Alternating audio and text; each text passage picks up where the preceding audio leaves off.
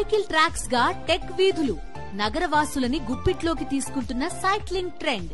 పూర్తి వివరాలకు చదవండి రేపటి సాక్షి దినపత్రిక. చంద్రబాబు నాయుడు ఫుల్ ఫామ్ లోకి వచ్చేశారు. ఆయన మరోసారి యూటర్న్ తీసుకున్నారు. కొన్ని రోజులుగా తిరుమల లడ్డూలో జంతువుల కొవ్వు కలిపిన నెయ్యి వాడారని విషప్రచారం చేశారు. అయితే తన కుమారుడు నారా లోకేష్తో పాటు టీటీడీ ఈవోలు ప్రమాణాలు లేని నెయ్యి ట్యాంకర్లను అసలు టీటీడీ వాడదని పదే పదే క్లారిటీ ఇవ్వడంతో బాబు కుట్ర బెడిసికొట్టింది. మరోవైపు దీనిపై సుప్రీంకోర్టు విచారించనున్న నేపథ్యంలో బాబు టోన్ డౌన్ చేశారు. కల్తీ చేసిన నెయ్యిని వాడడం అయితే వాడారు, కానీ అది ఎక్కడ వాడారో తెలియదంటూ వెర్రిమొరి వ్యాఖ్యలు చేశారు. ఏదో ఆశించి లడ్డూపై కుట్ర చేస్తే ఇంకేదో అవుతోందని చంద్రబాబుకు అర్థమైపోయింది. దాంతో దాని నుంచి వెనక్కి వెళ్లడం ఎలాగా అన్న ఆలోచనలో పడ్డారని అంటున్నారు. యూటర్న్లపై యూటర్న్లు తీసుకోవడంలో దేశంలోనే చంద్రబాబు నాయుడికి ఎవరూ సాటిరారు. తిరుమల లడ్డూపై అడ్డగోలు ఆరోపణలు చేసి వైఎస్ఆర్ కాంగ్రెస్ పైకి దాన్ని నెట్టేయాలని కుట్ర చేశారు చంద్రబాబు. ఏడుకొండల వెంకటేశ్వర స్వామికి అపచారం తలపెట్టారంటూ ఆస్కర్ స్థాయిలో నటించారు. లడ్డూలో జంతువుల కొవ్వు కలిపిన నెయ్యిని వాడేశారని నిరాధార ఆరోపణ చేశారు. కడాన మీరు ఒకసారి చూస్తే లడ్డు ప్రసాదం నాసిరకం నెయ్యి వాడారు. మీరు వాడతారా అని మిమ్మల్ని అడుగుతున్నా. దేవునికి పెట్టినప్పుడు ఆవు నెయ్యి వాడతారా లేదా అని మిమ్మల్ని అడుగుతున్నా. నాసిరకం, వెజిటబుల్ ఫ్యాట్ అని, ఎనిమల్ ఫ్యాట్ అని అలాంటివన్నీ దాన్ని కల్తీ నెయ్యి తీసుకొచ్చి దేవుడికి నైవేద్యం పెట్టే పరిస్థితికి వచ్చారు. తన 100 రోజుల పాలన వైఫల్యాలను కప్పిపుచ్చుకోవడానికి, తన ఎన్నికల హామీల అమలు కోసం ప్రజలు పట్టుబడుతోన్న నేపథ్యంలో వారి దృష్టిని దారి మళ్లించడానికి విశాఖ ఉక్కు కర్మాగారం ప్రైవేటీకరణ ప్రక్రియను బీజేపీతో కలిసి వేగవంతం చేసిన చంద్రబాబు నాయుడిని ఉక్కు కార్మికులు నిలదీస్తుండటంతో వారికి టోకరా వేయడానికి చంద్రబాబు తిరుమల లడ్డూనే రాజకీయాల్లోకి లాగారు. అందులో కల్తీ నెయ్యి వాడారని విషప్రచారం చేశారు. చంద్రబాబుతో పాటు పవన్ కళ్యాణ్ కూడా అబద్ధాల పునాదులపై నీచ రాజకీయాలు చేస్తున్నారు. అయితే చంద్రబాబు తనయుడు నారా లోకేష్ టీటీడీ తిరస్కరించిన నెయ్యిని వాడనే లేదని ట్వీట్ చేసి చంద్రబాబును బోన్లో నిలబెట్టారు. మరోపక్క టీటీడీలో చంద్రబాబు ఏరికోరి పెట్టుకున్న ఈవో శ్యామలరావు పదే పదే కల్తీ నెయ్యి ట్యాంకర్లను వెనక్కి పంపామని స్పష్టం చేశారు. సాక్షాత్తు ఈవోనే కల్తీ నెయ్యి వాడలేదని క్లారిటీ ఇచ్చిన చంద్రబాబు నాయుడు సెప్టెంబర్ 19న లడ్డూలో కల్తీ నెయ్యి వాడారని విషం కక్కారు.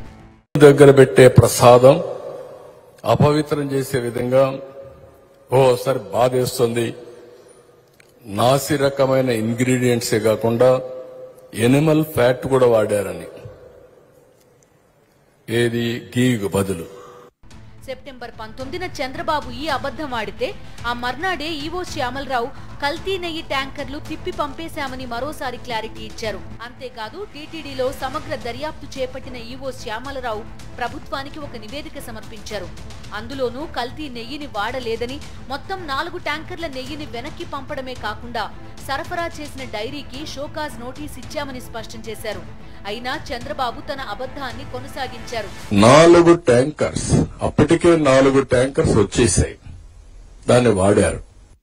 చంద్రబాబు నీచ రాజకీయాల గురించి బాగా తెలిసిన బీజేపీ సీనియర్ నేత మాజీ ఎంపీ సుబ్రహ్మణ్య స్వామి తిరుమల లడ్డూలో కల్తీ జరిగిందన్న ఆరోపణను తాను నమ్మడం లేదన్నారు.